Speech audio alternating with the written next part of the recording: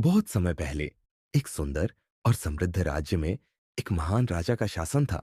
उस राजा का नाम वीरेंद्र था। वह न केवल बहादुर और न्यायप्रिय था, बल्कि अपने प्रजा के प्रति दयालु और संवेदनशील भी था। उसके राज्य की सीमाएं दूर दूर तक फैली हुई थी और वहां की जनता उसकी प्रशंसा करते नहीं थकती थी। राजा वीरेंद्र के शासनकाल में राज्य में सुख शांति और समृद्धि थी। राजा वीरेंद्र के बचपन से ही उनमें अद्वितीय गुण थे। वह पढ़ाई लिखाई में बहुत तेज थे और युद्ध कला में निपुण थे। उनके गुरु ने हमेशा उन्हें सिखाया था कि एक सच्चा राजा वही है जो अपनी प्रजा को परिवार समझे।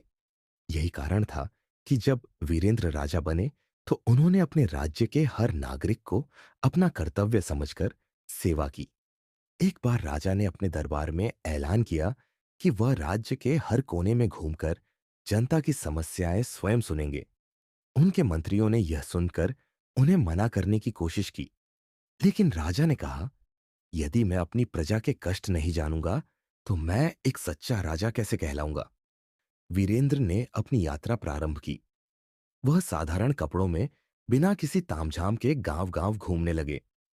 एक गांव में उन्होंने देखा कि किसान अपनी फसल का उचित मूल्य नहीं पा रहे थे।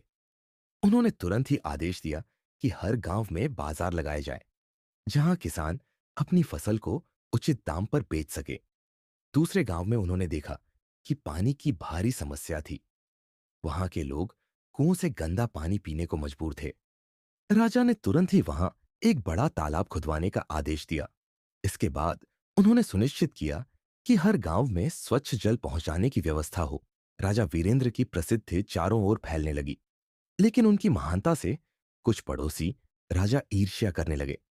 उनमें से एक राजा रणधीर, जो क्रूर और अत्याचारी था, ने वीरेंद्र के राज्य पर आक्रमण करने की योजना बनाई।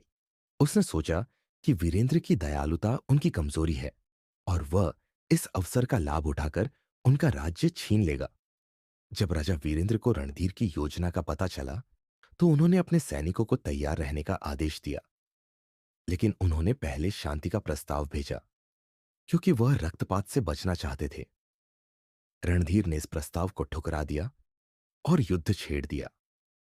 युद्ध भूमि में राजा वीरेंद्र ने अपने नेतृत्व और साहस का परिचय दिया।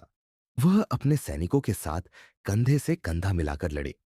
उनकी रणनीति इतनी प्रभावी थी कि रणधीर की सेना हार गई, लेकिन वीरेंद्र ने रणधीर को मारने के बजाय उसे बंदी बनाकर उसके राज्य में न्याय और शांति स्थापित करने का अवसर दिया। युद्ध के बाद राजा वीरेंद्र का आदर और बढ़ गया। उनकी प्रजा ने उन्हें जननायक की उपाधि दी। उन्होंने अपने राज्य को शिक्षा, स्वास्थ्य और रोजगार के क्षेत्र में नई ऊंचाइयों पर पहुंचाया। एक दिन एक वृद्ध महिला राजा के पास आई और बोली, महाराज, आपने हम सबके जीवन को सुखी बना दिया है। आप हमारे लिए भगवान के समान हैं। इस पर राजा ने नम्रता से उत्तर दिया, मां, राजा का धर्म ही अपनी प्रजा की सेवा करना है। यदि मैंने तुम्हारे जीवन को सुखी बनाया है तो यह मेरा सौभाग्य है। राजा वीरेंद्र ने अपने जीवन के अंतिम समय तक अपनी प्रजा के लिए काम किया। उनका राज्य एक आदर्श राज्य बन गया, जहां सभी धर्म, जाति और वर्ग के लोग मिलजुल कर रहते थे। उनकी कहानी आज भी एक प्रेरणा के रूप में याद की जाती है। इस महान राजा ने यह साबित कर दिया कि सच्ची महानता केवल ताकत और धन में नहीं, बल्कि अपने लोगों की भलाई और सेवा में है। उनका जीवन हमें यह सिखाता है कि नेतृत्व का मतलब केवल शासन करना नहीं, बल्कि सबकी भलाई के लिए कार्य करना है।